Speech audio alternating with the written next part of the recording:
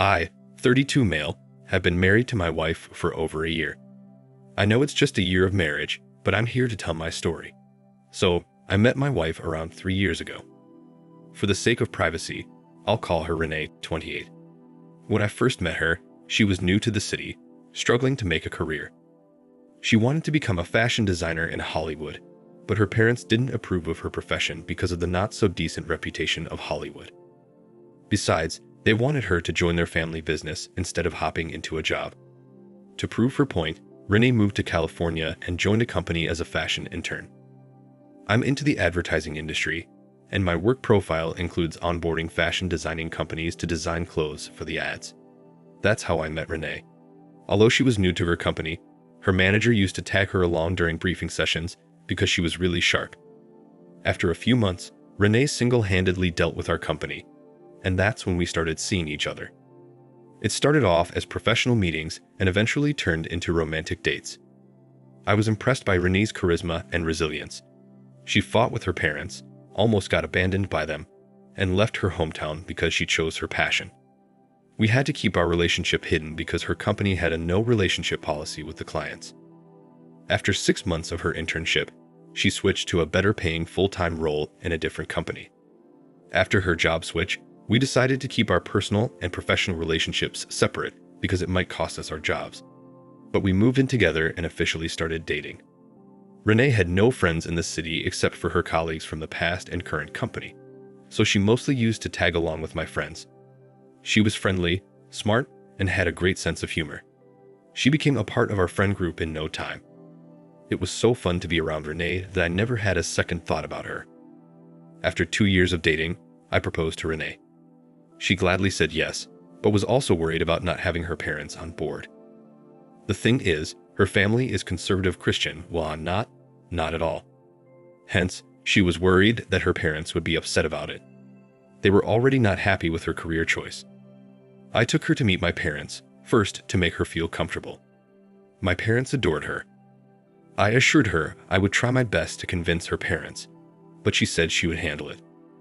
Although my parents insisted that we have a joint dinner for both families, Renee said it was best that her parents directly come for the wedding. I left the decision to her because she knew her family the best. My mother found this weird, but I assured her everything would be fine. During the wedding preps, I asked Renee if she wanted to have the wedding in the traditional way as it happens in her family, but she said that we could have it the way we wanted. As Renee said, her parents arrived on the day of the wedding. I was prepared for the tough conversations with them, but surprisingly, her parents were sweet. According to Renee's account, I imagined them to be a conservative, sulky, and rude parent, but they were nothing like that. On the contrary, they were very polite and gentle with everyone. My mother was relieved to find them so warm. I lauded Renee for doing a great job at convincing her parents about the wedding, but she didn't acknowledge it much and said we could discuss this later. After the wedding, I asked if she wanted to visit her parents because she had never returned to her hometown after leaving it for her career. She said that she was running hectic at work and would visit them when the workload subsided. 5 months ago, I had to visit Tokyo for work purposes. It was a 4-day trip, but I got it extended for a week to explore the city. It was all fine, and Renee knew about it ever since it was planned. However, on the day I was supposed to leave, she said she would be bored alone for a week. Hence, she would fly down to meet her parents. I felt weird at her sudden plan. Besides, I wanted to accompany her to her hometown, but since I was leaving for a week, I could not tell her anything. During those 5 days, we remained almost distant. I was busy at work and exploring the new city, and I thought she was busy with her family, as she had met them after so many years. When we both returned, I told her I wanted to visit her family because I had not met any of them except for her parents, whom I met for just a few hours. She said that we can plan it next time. A few weeks after her return, she said she wanted to share something with me. It was about her brother. I was surprised because she had never talked about her brother earlier. During our dating phase, when I asked about her family, she told me that she had a brother, but she also said they were not on good terms. When I didn't find her brother at the wedding, I asked her, but she said that they were not that close and he might be taking care of the family business in her father's absence. Renee revealed that her brother was gay and when her conservative family got to know about this, they took him to therapy to make him straight. I raised my eyebrow with this revelation. She said that she lived in a small town where people still consider homosexuality to be a mental illness, and besides, her parents were conservative. However, after several years of therapy, when her brother continued with his orientation, her parents disowned him. That was why they wanted her to take over the family business. Also, her brother didn't take his family's abandonment easy and found solace in drugs, so he went so far into the addiction that he had to be in rehab. That was the reason her brother was missing from her wedding. I was disappointed that she didn't tell me about all this before. She sobbed and said that she feared I would judge her for her family background.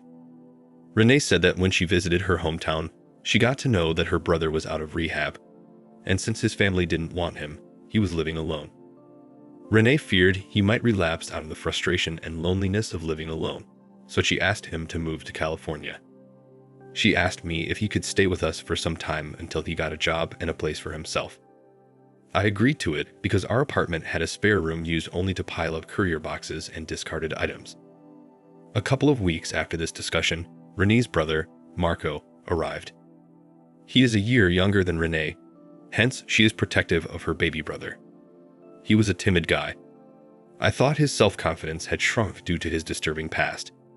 He didn't talk to me much and was put in his room and went outside whenever I was home. It's been more than 2 months since he is here. Renee has been pulling all her contacts to get him a job. I do see him going for interviews on some days, but he had no luck yet. I don't want to sound evil, but his presence is kind of bothering me now. And Renee's behavior has also changed after he moved in. She acts more like his elder sister than my wife. Her world seems to rotate around just Marco. Initially, I thought she was just taking care of him, but eventually, I'm not feeling that good about it. Also, Marco's behavior looks pretty shady to me. It is either that he is still into drugs or maybe he is hiding something even more grave. Last week, I asked Renee if we could plan a trip to her hometown. She said she was busy this month. She also said that I should not tell her parents that Marco was living with us. I asked why not. She said that her parents had disowned him, and they wouldn't like that I was siding with him. I was confused by her logic. She said her parents have finally accepted her career and are happy with her. Hence, she didn't want to destroy the relationship by talking about Marco. The reason why I am here is because of this. Doesn't this entire situation sound shady? If this was not at all, I find them very secretive. Of late, I realized they changed the topic whenever I entered the living room or the kitchen.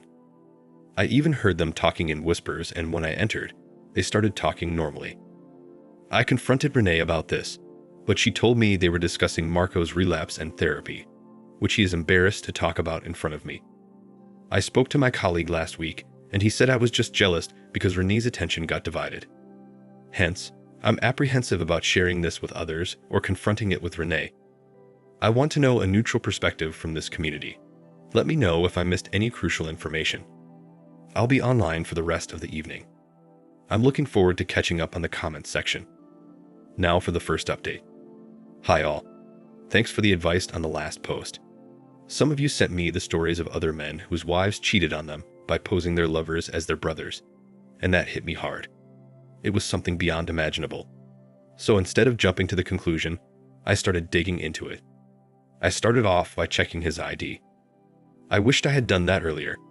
A few days after my first post, I suddenly walked into the living room where Renee and Marco were sitting. I asked Marco if he had any luck with the interviews yet. They both were taken by surprise because I never used to ask these personal questions to them. He stammered for a while and said he was in talks with several recruiters, but nothing has panned up yet. I told him my friend needs a supervisor for his office and is looking for someone reliable, so I wanted to refer Marco for that role. Someone who was looking for a job would have jumped in excitement with this news, but their expression was more of a shock than excitement. Without giving them any opportunity to think further, I asked for his resume.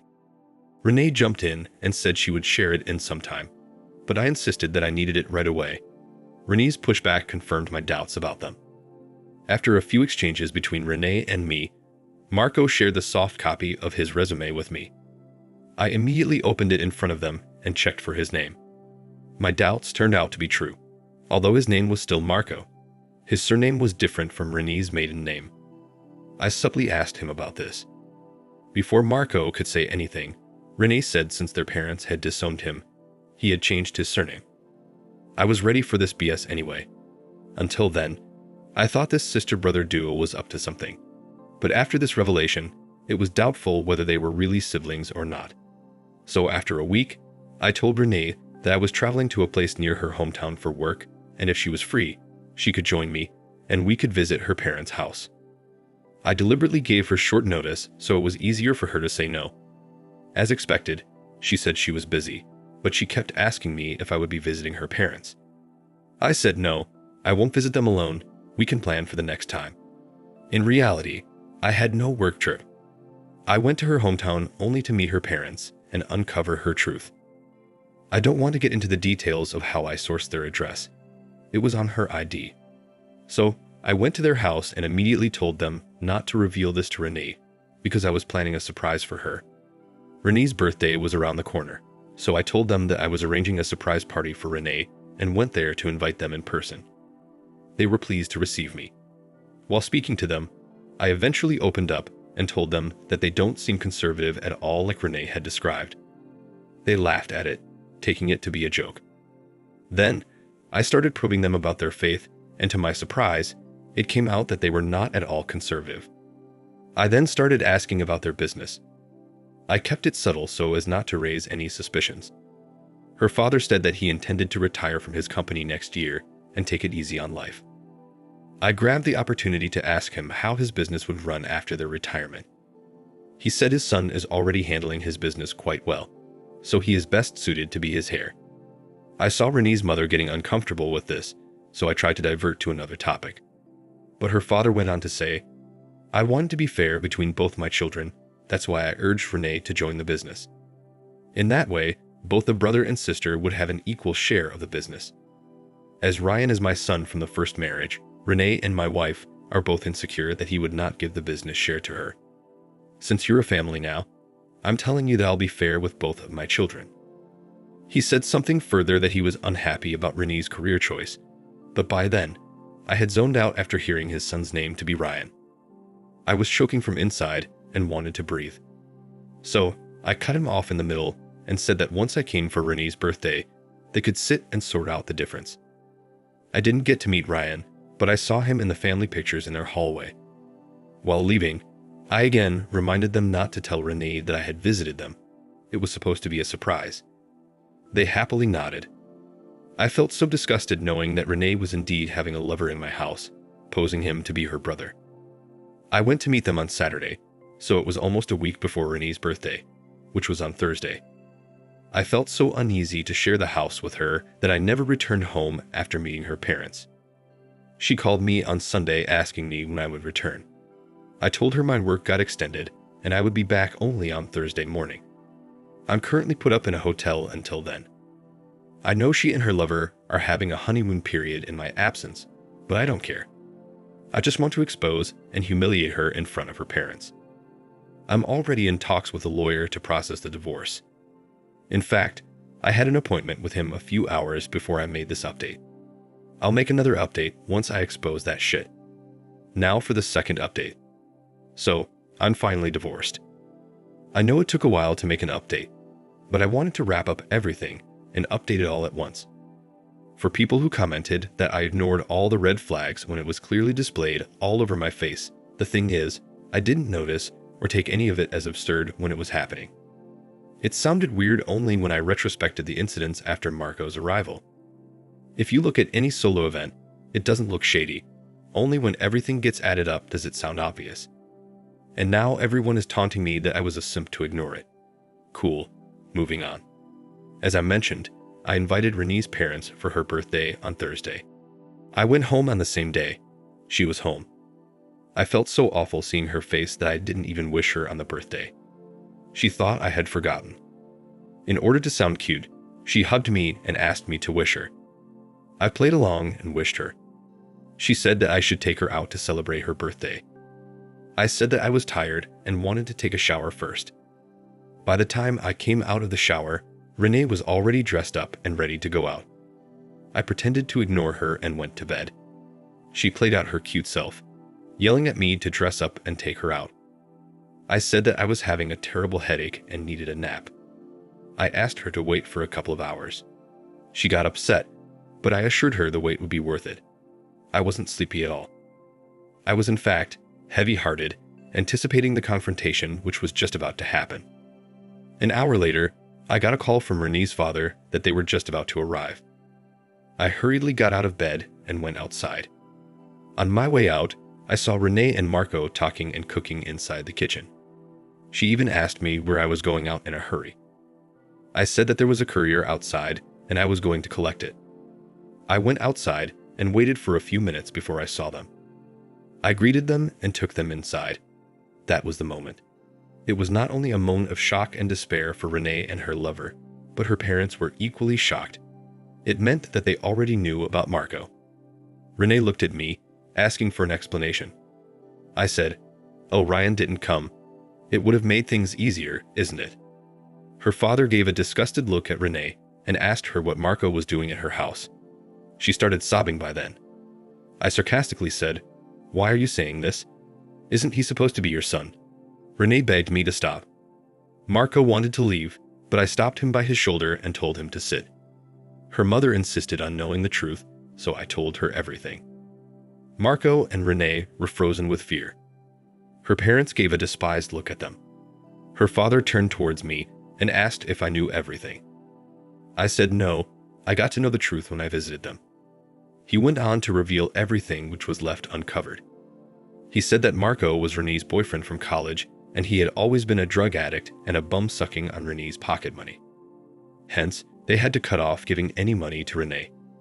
They wanted her to join the business so that they could track her expenses, but Renee chose to fund her boyfriend, so she left the house and took up a job. When Marco's addiction reached its peak, his parents admitted him to rehab. Renee could not bear the loneliness and moved to California, and that's when we met and got married. Her parents said they were really happy when they got to know that she was marrying me. They thought she had moved on from Marco, but there she was, sitting with him in my house. I looked at Renee and asked if all these restarted when she visited her parents during my Tokyo trip. She looked at me with a straight face and said yes. She admitted that she kept me away from her family because she feared her past getting uncovered.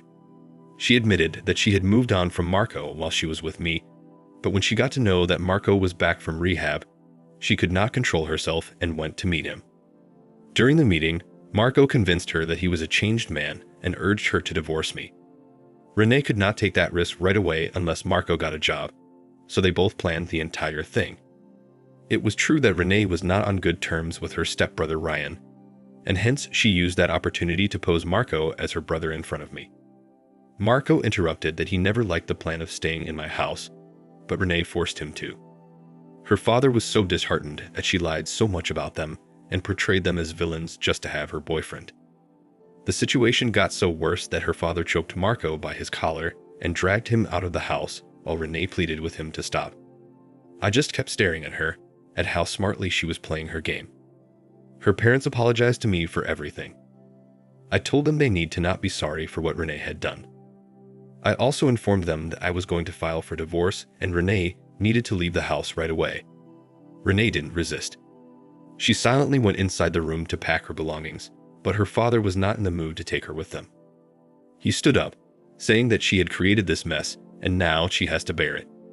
While leaving, he told Renee that her drugged boyfriend had cost her everything good she had in life. They left the house without Renee. Soon after they left, Renee also left. She didn't look at me or say anything. She just lowered her gaze and walked away. I don't know if I should feel good for taking my revenge by humiliating her or if I should feel bad for her misery. A month ago, my lawyer called her to check the address at which the divorce needed to be shipped. She said that she would visit his office and collect it.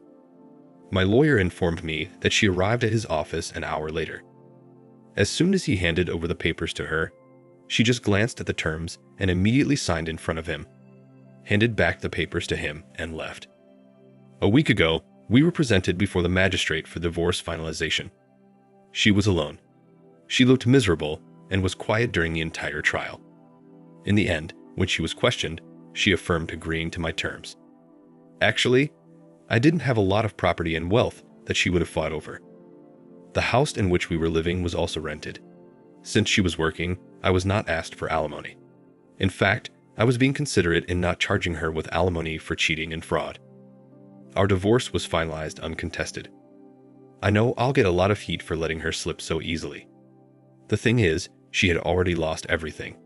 Her marriage, her family, her dignity. There was nothing left with her to be destroyed. Yesterday, her mother called me asking about the divorce status. I told her that it was over. She cried, saying she heard that Marco had again started taking drugs and she feared he would destroy her daughter and take her down the path of drugs and crime along with him. She also said her father had disowned her from the will, fearing that she would shower all his hard-earned money on that drug addict Marco. I empathized with her and hung up, asking her to take care. I wonder how someone can be so stupid as to love someone to the extent of losing everything. If a woman like Renee, who was so intelligent and sharp, could be so stupid to fall for Marco, there is nothing much left to talk about others. Thank you for watching. Be sure to like, comment, and subscribe if you enjoyed the video. See you next time.